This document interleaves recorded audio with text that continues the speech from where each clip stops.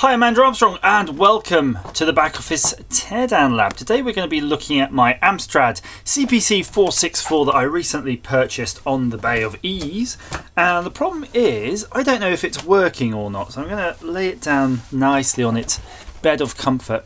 And the reason being, I suspect we're going to have to open this up at some point because I have got drive belt for it. I want to change the tape belt while I'm at it.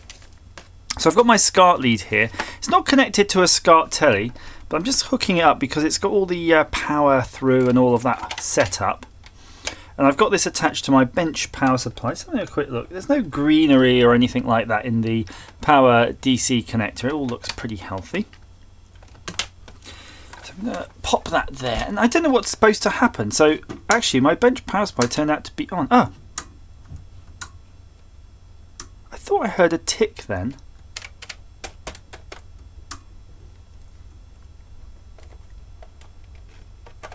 No life yet. I'm looking very closely at my current meter and there's no current being drawn, so that is not a good sign. I thought as soon as I applied power it'd come on, put it that way. That's basically what I thought. There is some sort of switch here on the right hand side, but I don't know what that is, to be honest with you. It says something about alimentation power on off. Don't know. I don't rightly know, but there is a speaker here, so maybe it's something to do with the speaker volume. But yep, dead as a door. Oh, no, just came on. Now I don't know what was the cause of that, but let's have another little fiddle. Yeah, it's using. The current is going up and up and up, but it's settled down at 877 milliamps. Ooh, even the tape player is actually working.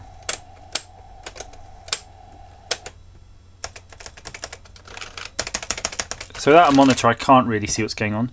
Oh well, without further ado, I don't know what was going on with that, but it seems to have settled down now. Maybe it's just some sort of dust or crud inside, hasn't been used for a while.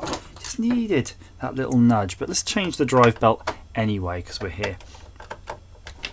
So something I've got to try to figure out as well, it looks like it needs a 2 amp 5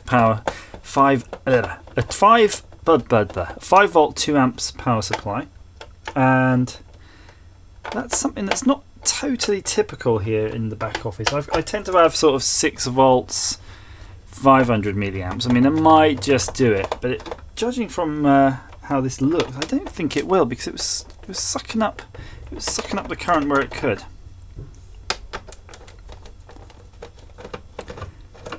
So perhaps I'm going to regret not buying the power supply when I ordered the other bits and pieces. But such is life, isn't it? Such is life. Last screw here. Just off camera, these are mightily long devices, I have to say. They feel a bit wider than the Spectrum actually, +2. I think it's because they might have the addition of this number pad. So I'm just going to collect up all the screws. So there's so far 6. Let's put them there. I've got one more to retrieve.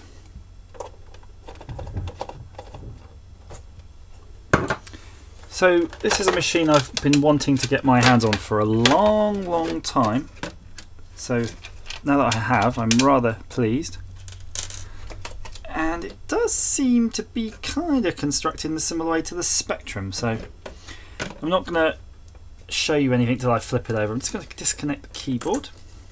And of course the Spectrum +2 was pretty much inherited by Amstrad, and it's probably the Amstrad design by that point. So there's a little wee board, and look, there's the old tape player. So that's what we're going to be playing with, and it does seem like the belt could be a bit tighter, so that's good. We're going to get into that.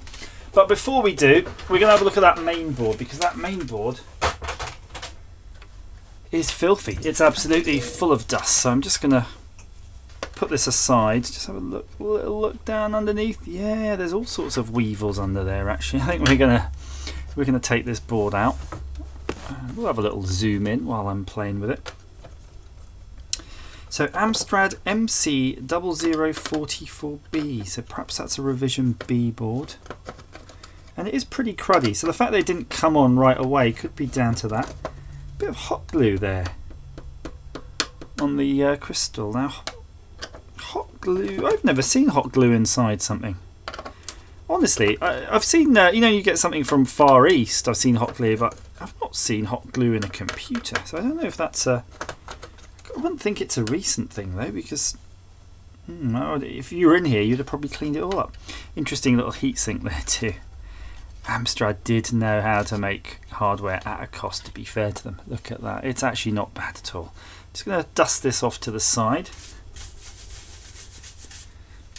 I prefer to try to keep my work area relatively dust free these days if I can.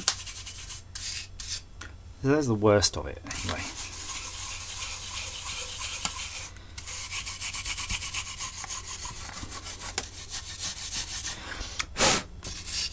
I was expecting to sort of have to go nuts with cleaning a PCB, but really there's nothing, it's just not worth doing.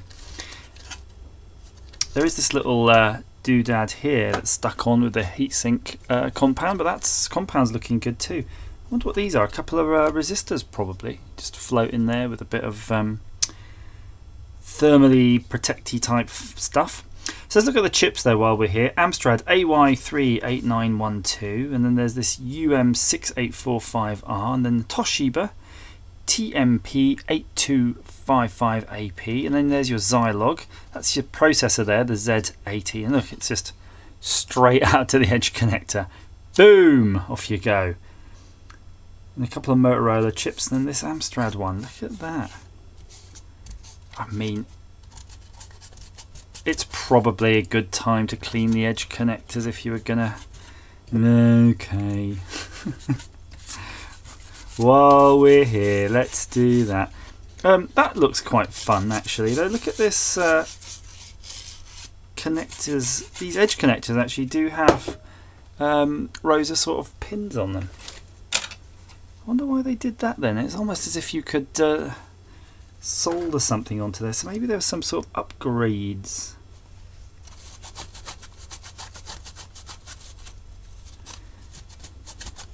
Yeah, it's not like an amazing clean, but it's certainly, it's probably all the cleaning that needs for my purposes. Let's give that one just a touch more, just to show we love it, just to show we care.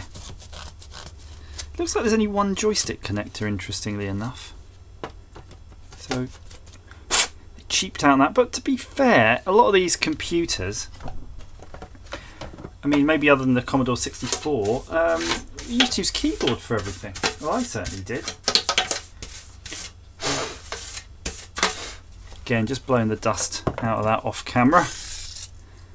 I'm going to give it a wipe down. And this isn't the right stuff. This is just PCB cleaner, but it's just slightly solvent-y, just to act as a bit of pledge. But yeah, you run that under the sink if you're really bothered. I am not. That's fine.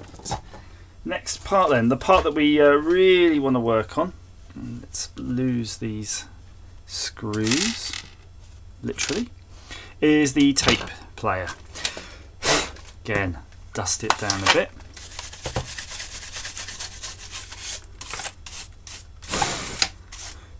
Right. I don't know, does it seem a bit more substantial than the one in the +2 Spectrum? It's definitely similar, but I mean, they're all going to be similar. And this belt looks a bit on the old thin side. Spectrum 128 +2 Amstrad 464. So yeah, they were the same belt.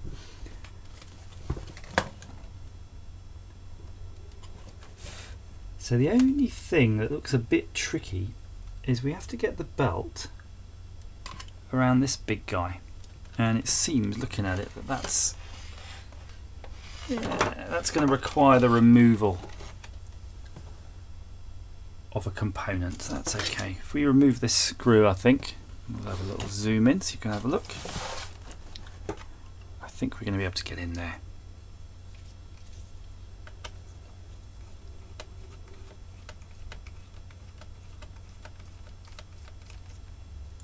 Kind of dangerous when you take the screw out and you're like, well, what else is screwed into that?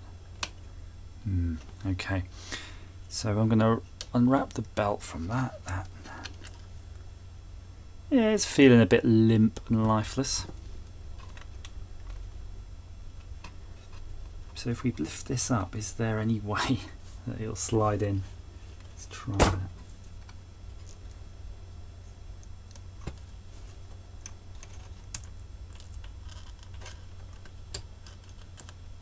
It does indeed.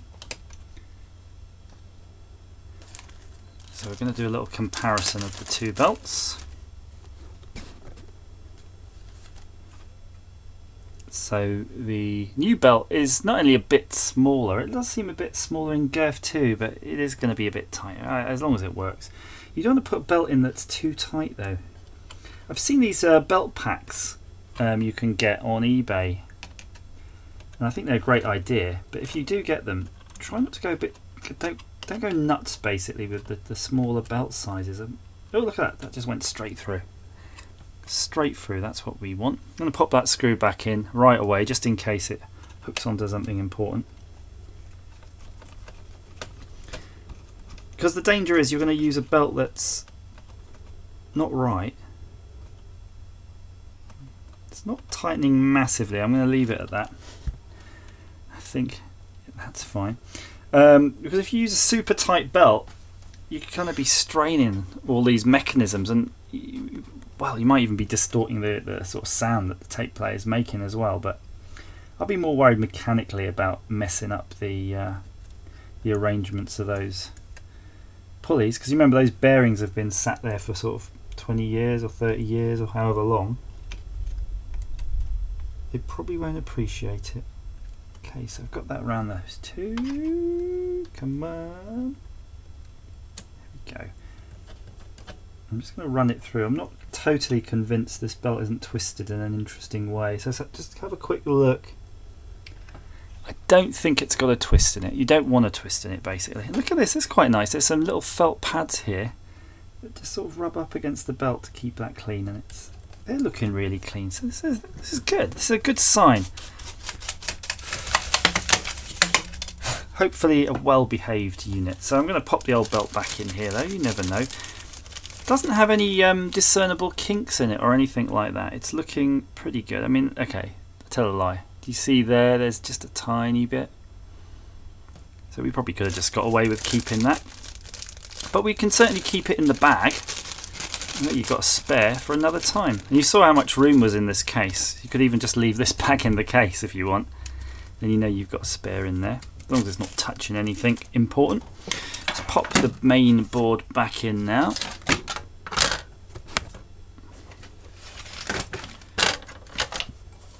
I think this has to be one of the longest machines in existence. I don't think you get much longer.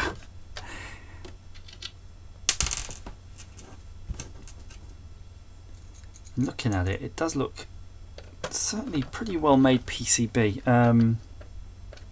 It's a lot simpler than the Spectrum Plus 2, I think. And there were various variants. So when Amstrad initially acquired Sinclair, or at least the rights to make the Spectrum, I'm not really sure if they actually bothered with the Sinclair name, they basically had to flip them, make some Amstrad versions pretty darn quick to make the most of the intellectual property. And that's what they did, and that's sort of very obvious, because the early Plus 2 models, and I think I got one from Chinny, I think his was a 2A and I think mine was a 2B. You could certainly see that it had gone, it was kind of crude. The first version was crude because they'd obviously had to flip over the design from the Sinclair and then add a few Amstrad technology type custom chips and things in there. But then by the 2B it had shrunk down again and it was just simpler, more system on chips and things like that. So obviously Amstrad were the masters of using these sort of Far East fab companies and things to make all these custom chips. So it made a lot of sense for them to improve upon the design or reliability or manufacturability or any of those parameters basically of the original Sinclair design, because that was their forte. They were there to make money. So I'm just going to pop this in there as a little present to myself for some point in the future. Hopefully it won't sort of flap around and get caught and get eaten by the tape drive. So before I put the screws in there, let's put the wire back in. That's the power wire. I've only put the power wire. Yeah, cool. Play's not working. I'm guessing play's not working, but it's probably like load. Oh my! That is doing something. That was cool. Load. Holy smokes. And escape. Stopping it. Who would have thunk it there? Just to tell you know, the current draw at this rate is a whopping, it literally is a whopping 862 milliamps, almost the full amp. This bad boy is a naughty, hungry boy. Right. It beeped. It beeped. Hooray! I'm so happy. Right, I get to go play with this and go through the user guide and type in some programs. Thank you for watching.